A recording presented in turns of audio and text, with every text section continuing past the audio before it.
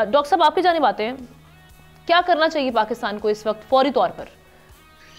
جی، اس سے پہلے کہ میں یہ بتاؤں کہ کیا کرنا چاہیے، چند باتیں ضرور آپ کے سامنے رکھنا چاہتا ہوں. دیکھیں، جب حکومت اور فوج، ظاہر سیکورٹی فورسز اور حکومت یہ چاہیں کہ ہم نے دہشت گردی کو کنٹرول کرنا ہے، تو پاکستان ایک ایٹمی اسلامی ملک ہے اور ایٹمی بہت بڑا ملک ہے، اور ظاہر ہے کہ اس کو سبوتاژ کرنے کے لیے کئی ایجنسیاں کام کر رہی ہیں، کئی مفادات ہیں، کئی ایشوز ہیں جس کے اوپر پاکستان کو ہٹ کیا جائے گا.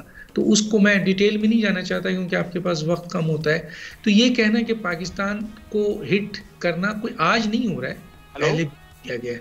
پاکستان کو کئی طریقے سے پہلے بھی ہٹ کیا گیا ہے، کئی ایکشنز ہوئے ہیں. آپ کو پتہ ہے سوات تک آ گئے تھے دہشت گرد، لیکن جب حکومت اس وقت پیپلز پارٹی کی تھی اور فوج نے مل کر یہ سمجھا کہ ہمیں اس دہشت گردوں کو ختم کرنا ہے، تو پھر انہوں نے سوات سے اٹھا کر افغانستان میں پھینک دیا ان کو.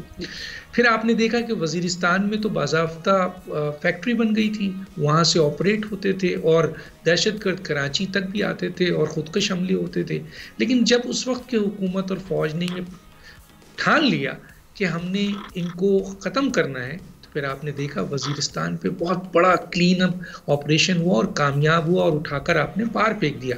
تو اس کا مطلب یہ ہے کہ اگر حکومت اور فوج چاہے تو دہشت گردی کو شکست دے سکتی ہے. اب سوال یہ پیدا ہوتا ہے کہ 18ویں ترمیم کے تحت law and order situation control کرنے کا اختیار تو صوبوں کے پاس ہے، لیکن صوبوں کے اندر نہ اتنی صلاحیت ہے، نہ اہلیت ہے، نہ اتنی استعداد ہے کہ وہ اس قسم کے دہشت گردوں کا مقابلہ کر سکے، اور نہ وہ آپ کے نظر آتے ہیں کہ اس میں کوئی جامع مکمل اپنا کمپریہنسو میجر لینے کے لیے یا پلاننگ اور پالیسی انہوں نے بنائی ہو.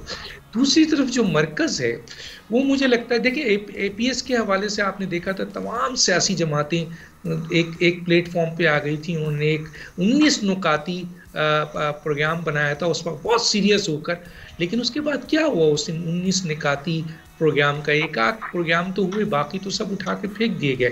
تو مجھے لگتا ہے مرکز بھی سیریس نہیں ہے، کہیں پولیٹیکل کمپرومائز میں. اب میں آتا ہوں کہ کرنا کیا چاہیے. دیکھیے ایک بات یاد رکھیے کہ اگر یہ نہیں کیا جائے گا تو پاکستان ٹارگٹ ہے، کل بھی تھا، آج بھی ہے اور آئندہ بھی رہے گا، اور اس قسم کی دہشت گردی بڑھتی رہے گی.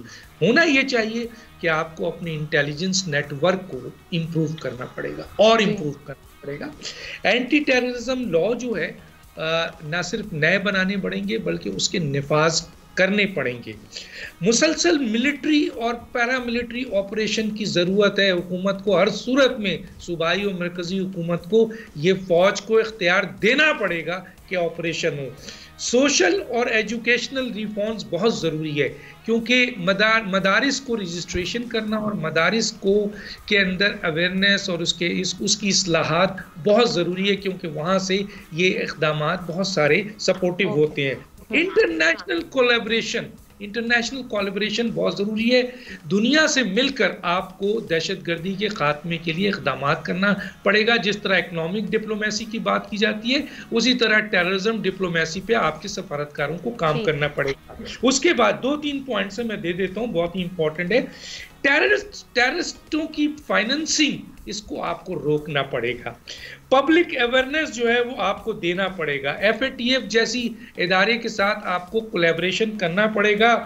میڈیا کو کاؤنٹر ایکسٹریمٹیز جو ایکسٹریمسٹ ہیں ان کو کاؤنٹر کرنے کے لیے میڈیا کو آپ کو ساتھ ملانا پڑے گا، اور سیاسی استحکام کی ضرورت ہے، اور پاکستان کی حکومت کو ان کے ول کی ضرورت ہے ان تمام چیزوں کے لیے. چلے سبسکرائب کریں اور بیل دبائیں تاکہ کوئی خبر رہ نہ جائے.